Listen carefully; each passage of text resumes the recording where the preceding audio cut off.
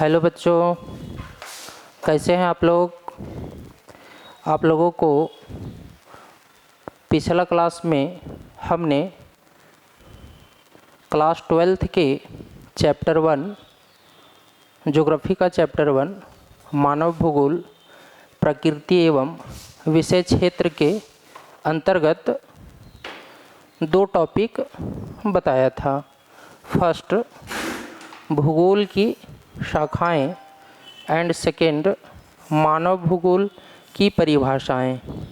मानव भूगोल की परिभाषाओं में से 2 परिभाषाएं आप लोगों को बताई गई थी। एक फ्रेडरिक रैटजेल की परिभाषा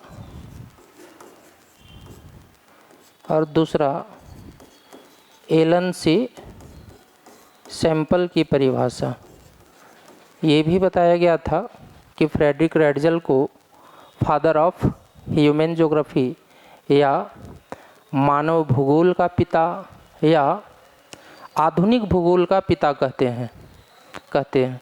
अब जो आज आप लोगों का टॉपिक है, जो नेक्स्ट टॉपिक है, वह मानव का प्राकृतिकरण, जिसे निश्चयवाद विचारधारा भी कहते हैं। चलिए, आज का टॉपिक आपके लिए क्लास 12th के लिए बहुत ज़रूरी है। क्योंकि इस टॉपिक से, निश्चयवाद विचारधारा से पहला MCQ, दूसरा 1 मार्क्स क्वेश्चन, तीसरा 3 मार्क्स क्वेश्चन आपसे एग्ज़ाम में पूछी जाती हैं। स्टार्ट करेंगे हम लोग मानव का प्राकृतिकरण या निश्चयवाद विचारधारा क्या है। मानव का प्राकृतिकरण वर्ड से या मानव का प्राकृतिकरण वाक्य से आप लोगों को क्या बात समझ में आ रहा है कि सर मानव का प्राकृतिकरण कह रहा है कि सर मानव का जब प्रकृति के अनुसार क्रियाकलाप निर्धारित होते हैं। मतलब मानव का प्राकृतिकरण क्या है? कुछ नहीं, सिंपल सा बात, मानव के क्रियाकलाप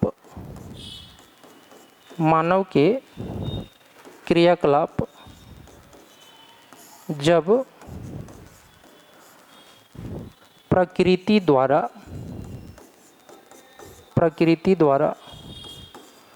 निर्धारित होते हैं तो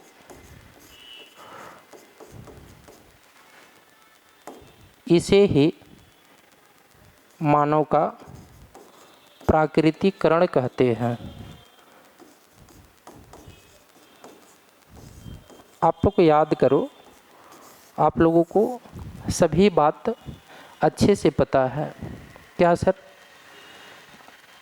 प्राचीन काल में जब इस सभ्यता का विकास पूर्ण रूप से नहीं हुआ था, जो आज की सभ्यता है, आधुनिक सभ्यता है, जब इसका विकास पूर्ण रूप से नहीं हुआ था, तब विश्व के सभी लोग, विश्व के सभी प्राणी कहीं ना कहीं प्रकृति के अनुसार ही चलते थे। मतलब जब मनुष्य को पेड़ पौधे के लिए, या ऐसे कहें हम लोग कि जब मनुष्य को भोजन के लिए, मनुष्य को आवास के लिए, अन्य अपनी ज़रूरत की वस्तुओं के लिए हमेशा ही क्या करना पड़ता होगा? तो सर अगर भोजन की बात करें तो मनुष्य प्रारंभ में क्या करता होगा? तो वह वन से, जंगल से क्या कर रहा होगा? सर फल फूल कंदमूल एकत्रित करता होगा। फल फूल का मतलब जो भी फ्रूट्स हैं, फ्लावर्स हैं, मतलब बहुत सारे वनों में फल फूल मिलते थे। जब फल फूल का समापन हुआ होगा तब वह वहाँ के जानवरों पर, छोटे मोटे जानवरों पर डिपेंड हुआ होगा, आश्रित हुआ होगा। मतलब सोचिए कि कहीं ना कहीं भोजन के लिए चाहे फल हो, फूल हो, चाहे जानवर हो, ये सब क्या थे? प्रकृति के तत्व थे। और यही प्रकृति के तत्व मनुष्य को अपनी ओर आकर्षित करते थे। अर्थात मनुष्य के क्रियाकलाप किसके द्वारा निर्धारित होते थे? तो प्रकृति के द्वारा निर्धारित होते थे। इसी स्थिति को, इसी संकल्पना को, इसी विचारधारा को क्या कहा जा रहा है? मानव का प्राकृतिकरण। मतलब मानव अपने सभी कार्यों को प्रकृति के अनुसार ही चलाता था। अब प्रारंभ में सर तो विश्व के सभी देश, विश्व के सभी जितने भी देश के निवासी थे, सब कहीं ना कहीं इसी विचारधारा पर तो चल रहे होंगे। हाँ, नेसेसरी है कि विश्व के सभी देश इसी विचारधारा पर चल रहे थे। इसीलिए तो जब भूगोल का विकास हुआ तो भूगोल के विकास के साथ ही चाहे यूनानी भूगोलवेता हो,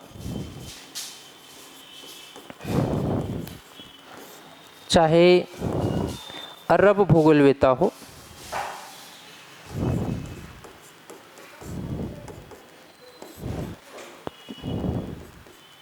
चाहे रोमन भूगोलवेता हो, ये सभी ही तो मानव के प्राकृतिकरण पर ही जोर दे रहे थे। अब इसी यूनानी भूगोलवेता के या अरब भूगोलवेता या रोमन भूगोलवेता के विचारों के अनुरूप ही आधुनिक काल में मानव के प्राकृतिकरण के लिए सबसे पहले जर्मनी में एक विचारधारा, एक संकल्पना पनपती है जिसे हम लोग निश्चयवाद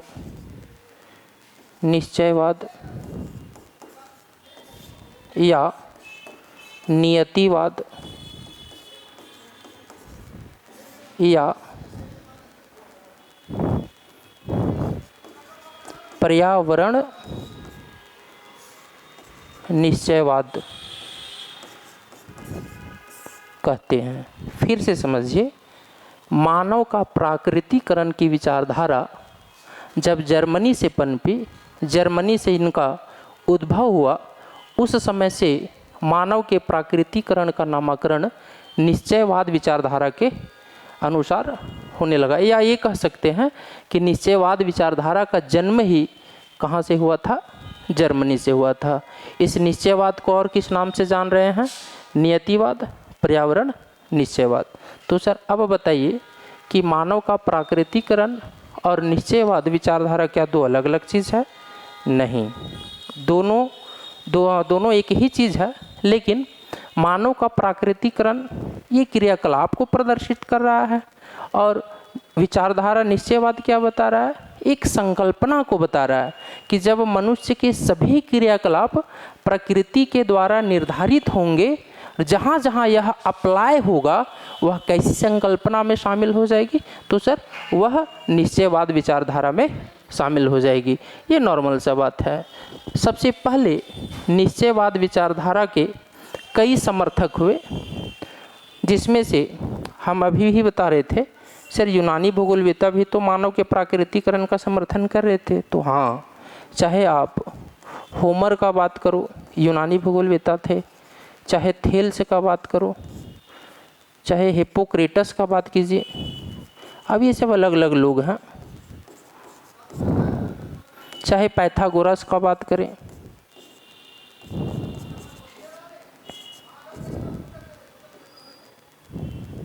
इसके अलावे अरस्तु, आधुनिक भूगोलवेताओं में जर्मनी के ही जो निवासी थे फ्रेडरिक रैडजल,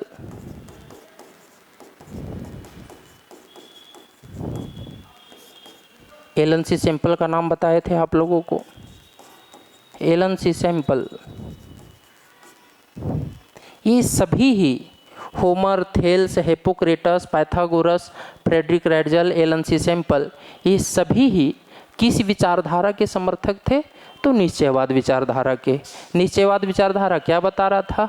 तो सर ये मानव का प्राकृतिकरण बता रहा था। मानव का प्राकृतिकरण क्या था सर? तो कि जब मनुष्य के सभी क्रियाकलाप प्रकृति द्वारा निर्धारित होते हैं तो इसी है क्या कहा जाता है? मानव का प्राकृतिकरण या नियतिवाद विचारधारा। नियतिवाद विचारधारा के और अलग अलग नाम क्या थे सर? निश्चयवाद, नियतिवाद, पर्यावरण निश्चयवाद। इतनी बातें आप लोगों को ध्यान से अच्छे से याद रखनी है। इसके अलावे इसमें एक बात और याद रखना है कि नियतिवाद के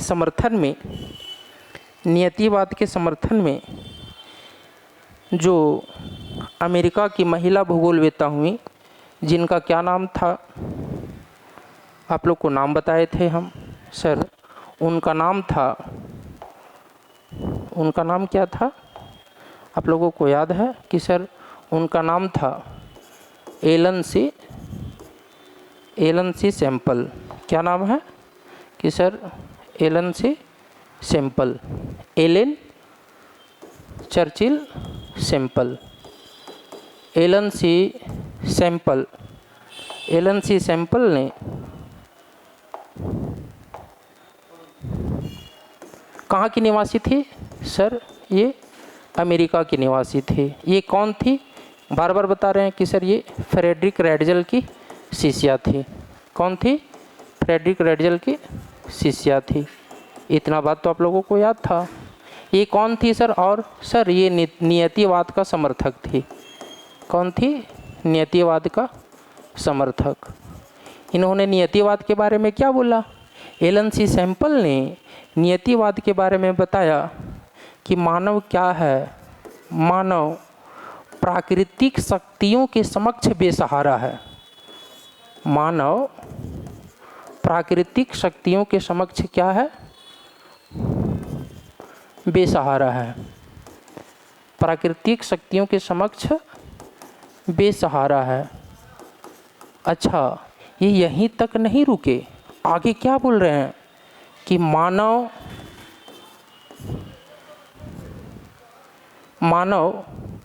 केवल इस पृथ्वी का बच्चा ही नहीं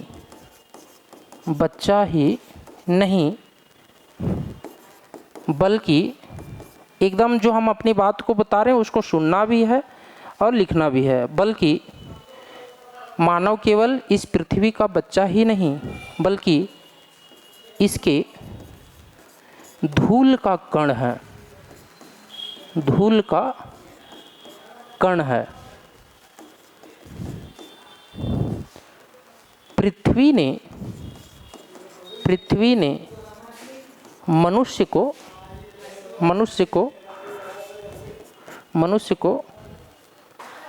को जन्म दिया है तथा इसका पालन पोषण किया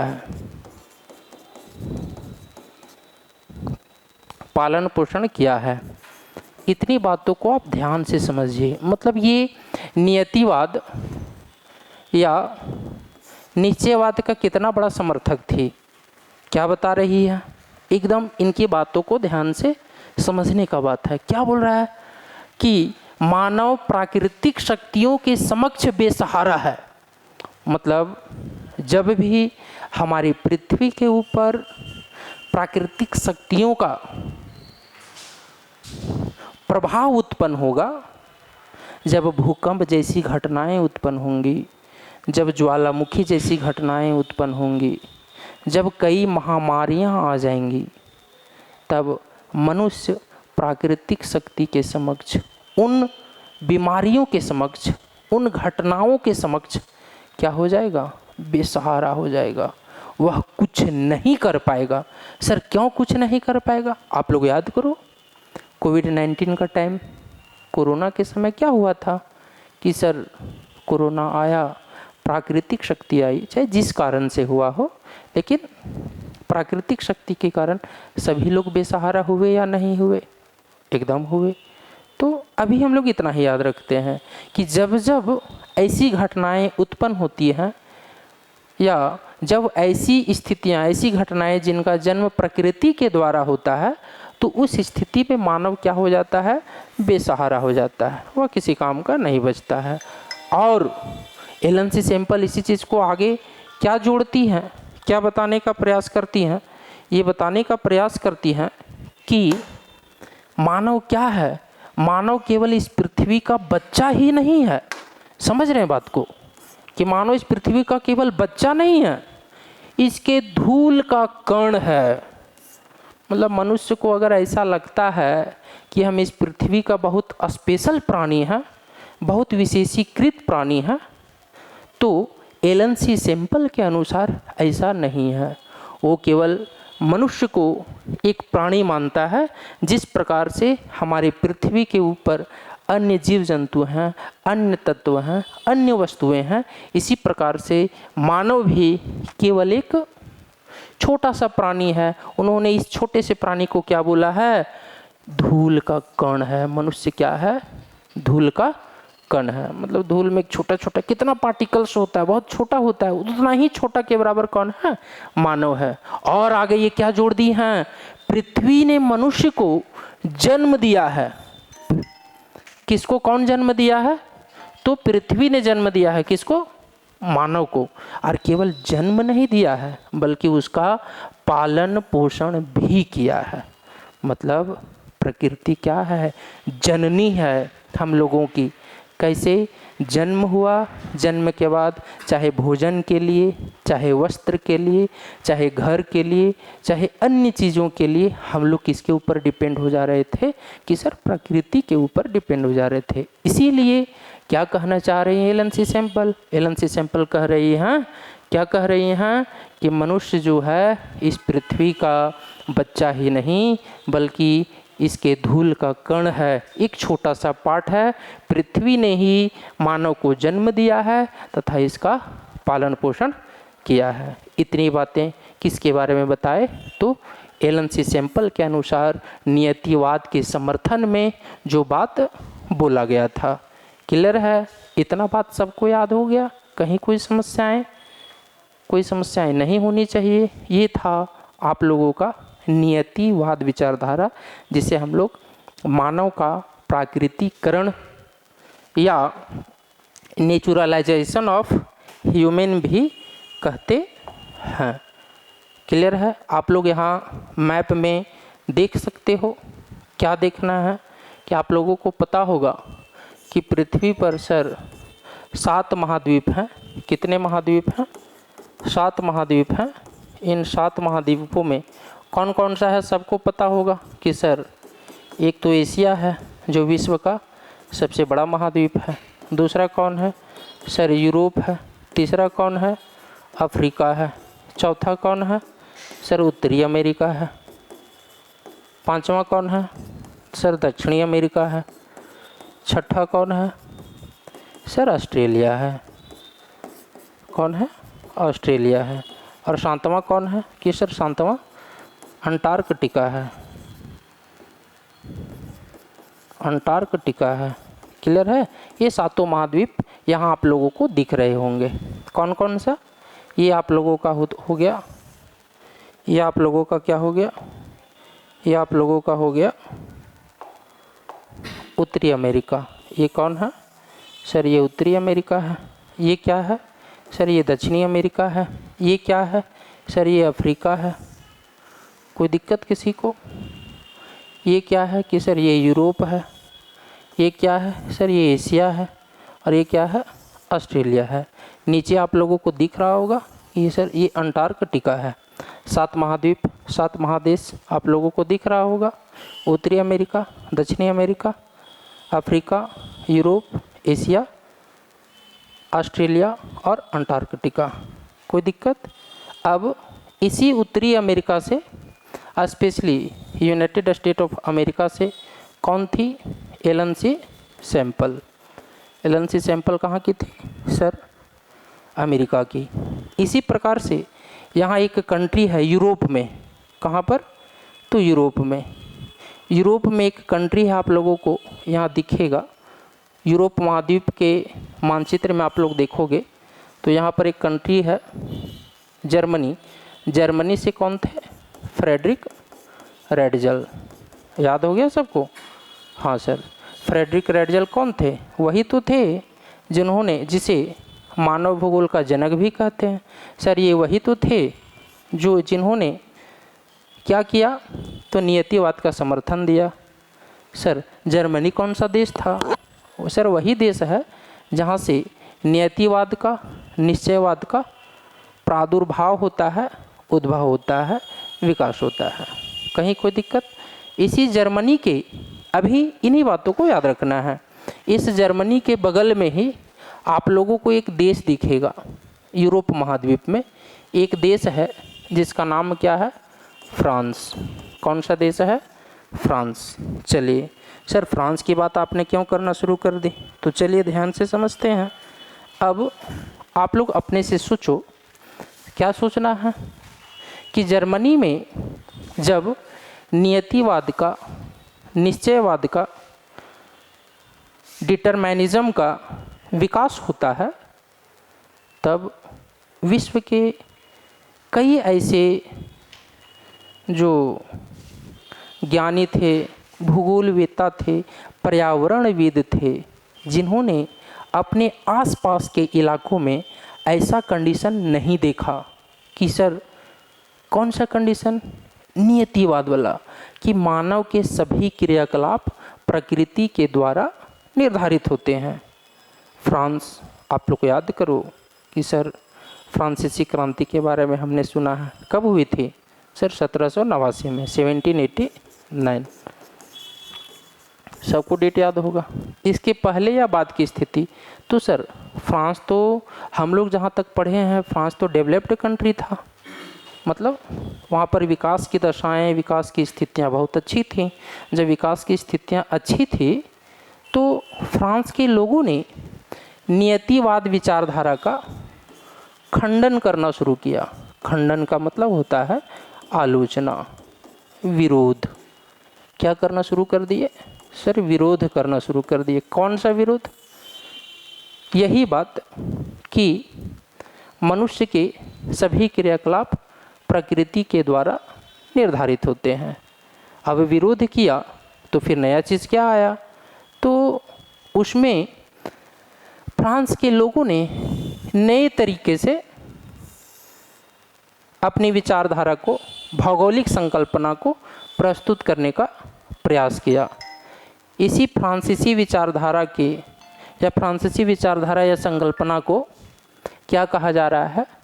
संभववाद या पॉसिबिलिज्म। तो सर ये संभववाद और पॉसिबिलिज्म क्या? पॉसिबिलिज्म क्या है? तो कुछ नहीं, उसमें हम क्या पढ़ रहे थे? हम सर पढ़ रहे थे, जो पढ़ रहे थे जस्ट उसके विपरीत। मतलब नियतिवाद का विपरीत विचारधारा क्या है? नियतिवाद का विपरीत विचारधारा क्या है?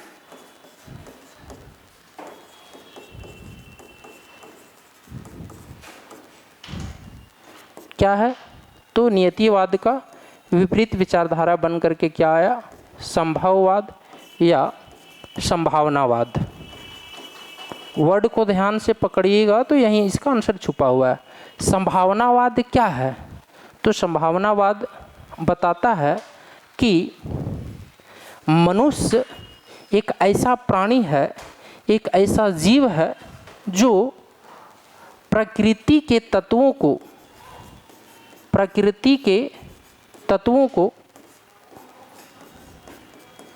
चुनने के लिए स्वतंत्र होता है। प्रकृति के तत्वों को चुनने के लिए क्या होता है?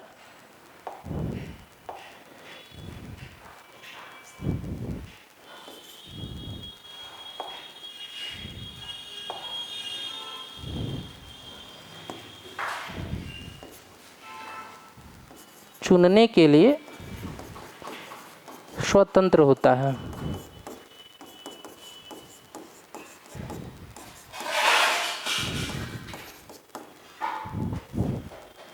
वह कौन चुनने के लिए स्वतंत्र होता है? ध्यान होगा कि सर मानव प्रकृति के तत्वों को चुनने के लिए स्वतंत्र होता है और वह अपने मनोनुकूल या अपनी इच्छा के अनुसार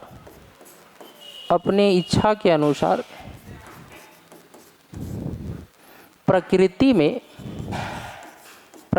में बदलाव लाता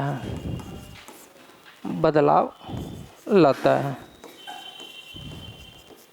अच्छा, अब इन बातों को ध्यान से समझिए। क्या बोला गया है कि मानव प्रकृति के तत्वों को चुनने के लिए स्वतंत्र होता है और वह अपने इच्छा के अनुसार प्रकृति में क्या लाता है? बदलाव लाता है। चलिए, क्या जब मनुष्य अपने अनुसार प्रकृति को चलाना शुरू कर दे तो उसे हम लोग प्रकृति का मानवीकरण कह सकते हैं? हाँ सर, इसको एग्जाम्पल के थ्रू हमको समझाइए। तो क्या कहना चाह रहे हैं? सोचिए, प्रकृति ने कुछ नहीं कि प्रकृति ऐसे क्षेत्रों में जहाँ पर बहुत ज़्यादा वर्षा हो रही है, वर्षा होने के कारण क्या कंडीशन हुआ कि सर दो स्थितियाँ हुई। पहले, अगर वह इलाका, वह क्षेत्र नदी के किनारे है या नदी के किनारे है, पहले नदी के किनारे की बात समझते हैं। अगर कोई इलाका जो नदी के किनारे है, ये नदी के किनारा हुआ। अब मान के चले यहाँ कुछ लोग रह रहे हैं इन दोनों किनारों के ऊपर। अब एक आदमी को, एक पर्सन को नदी के एक किनारे से दूसरे किनारे में क्या है? जाना है। तो दूसरे किनारे में कैसे जाएगा? ए से बी कैसे जाएगा? अब मनुष्य क्या करेगा कि सर प्रकृति के तत्वों को चुन करके इसके ऊपर पुल बना देगा। इसके ऊपर क्या बना दिया? पुल बना दिया। अब यहाँ जैसे ही पुल बन गया तो आसानी से ए बी प्लेस पर पहुँच जाएगा। तो सर फ्रांस के लोगों ने तो सही तो बोला। क्या बोला कि सर मानव जो है वो प्रकृति के तत्वों को चुनने के लिए स्वतंत्र है और अपनी इच्छा के अनुसार प्रकृति उसको रोक नहीं पाई। प्रकृति बहुत ज़्यादा वर्षा की, बाढ़ आ गया। बाढ़ आने के कारण क्या कंडीशन हुआ कि ए प्लेस से बी प्लेस पर जाने के लिए उन्होंने नदी के ऊपर पुल बना दिया। अब पुल भी कैसे बनाया? तो प्रकृति के तत्वों को ही तो चुन करके पुल बनाने के लिए उसने यूज करना शुरू क्या कर दिया? उसने कंक्रीट चुनी, उसने स्टील चुना, जो कुछ भी है, हाँ लकड़ी चुनी, जो भी बात है, सभी चीज़ों को चुन करके, जल को चुना, इन चीज़ों को चुन करके उस पर पुल बनाया और आसानी से ए प्लेस से बी प्लेस पर पहुंच गए। मतलब मनुष्य प्रकृति में बदलाव लाने की क्षमता रखता है। तो जब मनुष्य जो है अपने क्रियाकलाप से, अपनी क्रियाओं से प्रकृति में बदलाव लाना शुरू कर दे, प्रकृति में परिवर्तन लाना शुरू कर दे, तो इसी को क्या कहते हैं? प्रकृति का मानवीकरण। कहीं कोई दिक्कत? सर नहीं, कोई दिक्कत नहीं। अब क्या है कि प्रकृति के मानवीकरण के संदर्भ में एक बात को और जानिए, संभववाद विचारधारा के बारे में। ये भी बात आप लोगों को जाननी चाहिए कि क्या है कि सर संभववाद के बारे में क्या बताया कि सर संभववाद जो विचारधारा है इसका विकास कहाँ हुआ था? फ्रांस में। चूँकि फ्रांस में इस विचारधारा का विकास हुआ, इसीलिए इसे क्या कह रहे हैं? फ्रांसीसी विचारधारा। क्या कह रहे हैं? फ्रांसीसी विचारधारा। क्लियर? अब संभववाद शब्द का प्रयोग सबसे पहले लुसियन फेब्रे ने किया था। किसने किया था? याद रहेगा आप लोगों को? फेब्रे, जो भी सही हो देख लीजिएगा आप लोग। लुसियन फेब्रे ने सर्वप्रथम संभववाद विचारधारा का या संभववाद शब्द का प्रयोग किया था। शब्द के रूप में किसने प्रयोग किया? लुसियन फेब्रे ने। लेकिन संकल्पना के रूप में किसने प्रस्तुत किया? संकल्पना के रूप में संभववाद एक संकल्पना है, यह बात सर्वप्रथम किसने बताई? ब्लास महोदय ने, जिनका पूरा नाम क्या है? पॉल विडाल डी ला ब्लास। पॉल विडाल डी ला ब्लास। पॉल विडाल डिला ब्लास कहाँ के थे? सर ये कहाँ के थे? चूँकि इस विचारधारा का जन्म कहाँ हुआ है? फ्रांस में हुआ है। मतलब ब्लास महोदय भी कहाँ के थे? ये भी फ्रांस के थे। तो याद रखिएगा, संभववाद विचारधारा जिसका जन्म फ्रांस में हुआ था, इसीलिए इसे फ्रांसीसी विचारधारा भी कहते हैं। संभववाद शब्द का प्रयोग सर्वप्रथम किसने किया? सर लुसियन फेवरे ने किया। संभववाद जो संकल्पना, इसको किसने प्रस्तुत किया? तो सर पॉल विडाल डिला ब्लास ने किया। मतलब दो इसके समर्थक तो यहीं दिख जा रहे हैं। कौन कौन से? लुसियन फेवरे और पॉल विडाल डिला ब्लास। लास्ट वाला नाम जरूर याद रखिएगा, ब्लास। इतना लंबा या नाम याद न रहे तब। अब संभववाद विचारधारा के आप लोगों ने क्या पढ़ा? क्या पढ़ा? सबको याद है कि सर इसमें क्या होता है कि मानव के क्रियाकलाप का प्रभाव किसके ऊपर पड़ता है? किसके ऊपर पड़ता है? तो सर प्रकृति के ऊपर पड़ता है। किसके ऊपर पड़ता है? प्रकृति के ऊपर पड़ता है। अब जब प्रकृति के ऊपर पड़ता है तो क्या हो जाता है? सर प्रकृति जो है वो परिवर्तित हो जाती है। क्या होती है? परिवर्तित हो जाती है। बात तो क्लियर हो गया सबको कि क्या है? जब मानव के क्रियाकलाप का प्रभाव प्रकृति के ऊपर पड़े और प्रकृति में परिवर्तन आ जाए तो ऐसी संकल्पना को क्या कहते हैं? संभववाद, संभावनावाद। कोई दिक्कत, कहीं कोई समस्या आप लोगों को? हमें लगता है कि नहीं आनी चाहिए। ठीक है, आज का क्लास यहीं तक। नेक्स्ट क्लास हम लोग मिलेंगे नई विचारधारा के साथ।